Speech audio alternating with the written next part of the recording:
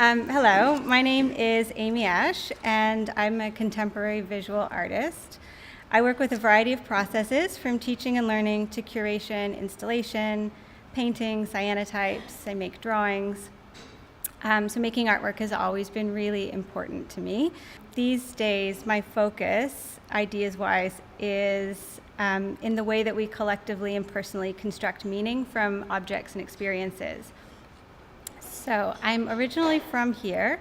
I studied and began my career here. I have a BFA from Mount Allison and a Bachelor of Education from UNB. For the past 5 years, though, I've been based in London, UK, where I moved on a bit of a whim. And I legitimately expected not to like the city because I thought it would be too big and overwhelming, but I loved it and stayed longer than I planned. So while I was away, I worked as an art teacher, and then I moved into a position as learning curator for a contemporary art gallery.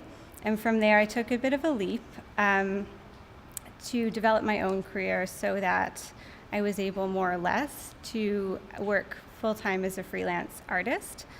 So London was very good to me, but I'm really, really happy to be home now. So my art practice is a very vast and kind of sprawling thing. I work with a wide range of media. The emphasis is on the idea and the process. So each artwork is driven by an investigation, a motivation to kind of explore and learn something. But within that sprawl, there are kind of three key components, which are that I make and sell art objects and images, like the ones that are projected, in my studio, and they're also available on my website. And I take commissions for portraits and illustrations. So recently, I've designed wedding invitations for a private client, and also the cover of Dennis Ellsworth's latest album, which is called Things Change. And I also design socially engaged community arts programming for festivals and organizations. My projects aim to foster curiosity and wonder, and also to empower the community that takes them on. And for this, I've received the support of the Arts Council England and various galleries and organizations. And finally, I teach workshops to people of all ages, privately and through organizations like the St. John Art Centre, Cubit London, and the National Gallery in London. So my experiences teaching and learning are as much a part of my overall practice as the making, or like making a drawing, and oftentimes even more so. And much of the imagery from my collaborative work can be found in my studio practice and vice versa. So for this reason, I really feel like I'm one of the lucky ones. I know many artists turn to teaching out of necessity, but I really love and value that collaborative approach, and it actually fuels my studio time and provides a really special space for research. So I learned so much about my practice from teaching. I'm fascinated by situated knowledge and by our ability to learn, and the adaptability of the brain to make meaning from so many and an increasing number of disparate sources all at once.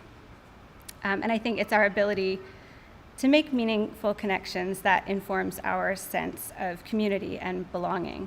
And so therefore, in my artwork, both the projects and the objects, I'm always looking for ways to engage people with that process of meaning making. I've begun to think of my practice as a collage of each of these elements, all layered and overlapping and kind of interconnected. But this web isn't really the best business model. So enter Catapult. Having just immigrated back, the timing of the program was really perfect. It couldn't have been better for me. And it's been such a valuable experience. So we've had training on everything from HST to hashtags to copyright, and the time management, oh my goodness. So it was almost like therapy to be in a room with so many like-minded and hardworking, supportive folks. And I can't tell you how important it is to have that space carved out where art as a career is normalized and even better valued, because I think that's really important. And now I realize the importance also of inviting people to support and participate in my practice. So with that in mind, you can purchase my artwork. I make a lot of work. I have stock and I love hosting studio visits, or I can make commissioned work for you, your company, portraits, illustrations, bespoke coloring books. I also work a lot with old photographs, and I can sort of perform magic on your old family album.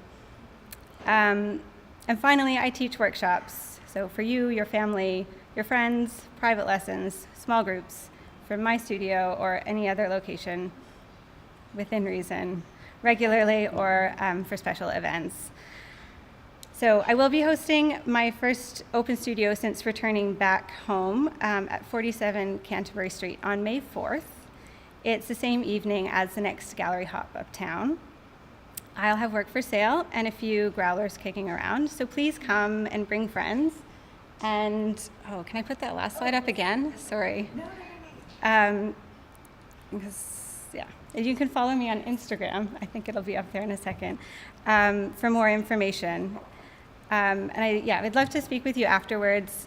I guess my ask for the afternoon, so we're supposed to have an ask, is just that you leave me your email address if you feel so inclined, so that I can add you to my newsletter list and keep you up to date on the things I have going on. And before I finish, I want to thank ArtsLink for their advocacy, for being such an important voice in the province, and thank you to my Catapult family, and especially Sarah Jones, who is an all-star and an incredibly generous leader. Thank you.